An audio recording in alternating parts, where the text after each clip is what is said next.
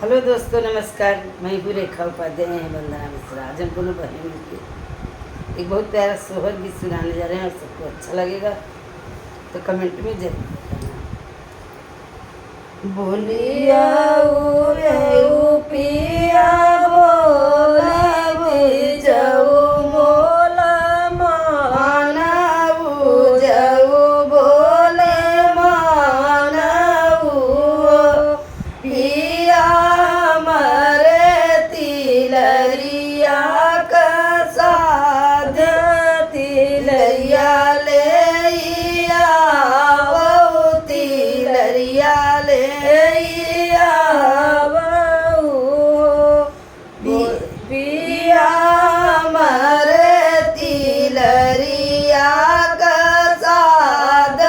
तिलरिया ले आवो तिलरिया ले आवो बोलिया तो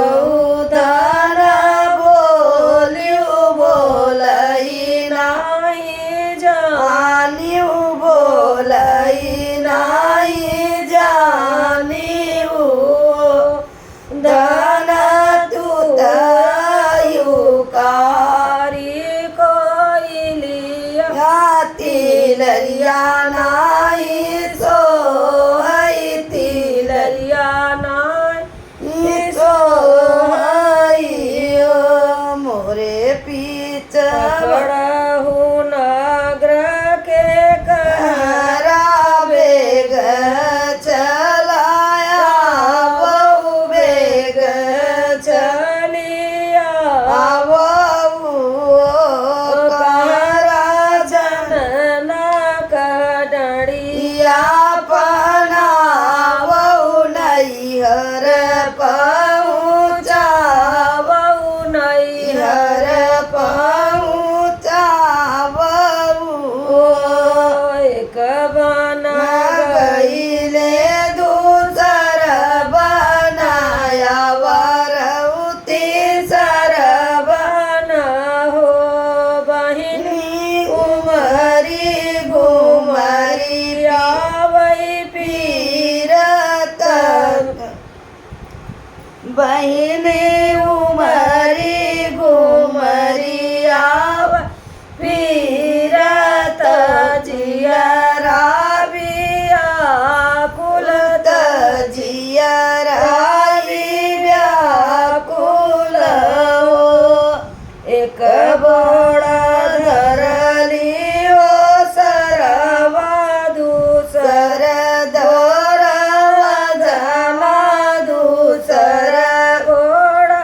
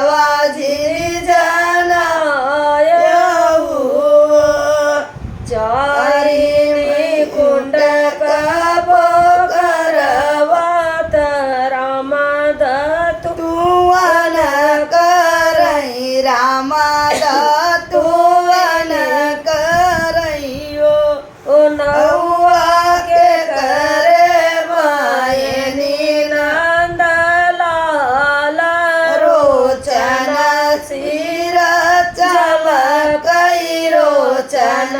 सिर झलकाइयो बल बहुरान रामत के न रावैत के न बहुरावैयो तो राम तोहरे बहनी नंदलाल रोचन सिर झलकाई रोचन सिर झलकाइयो राम तोहरे बहनी नंदलाल रोचन सिर झलकाई रोचन सिर झलकाइयो आंकड़हु नागर के नुनरा बेग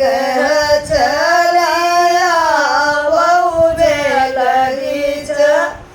लिया बहु सोनरा धन जोगे गढ़बूती लरिया मैं धन के मनवै जय जय धन के मनऊ बइयो सोनरा धनाब जोगे गढ़बूती लरिया मैं धन के मनऊ बई मैं धन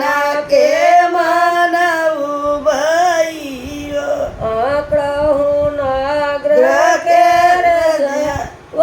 बेग चलाया बहु बेग चलाया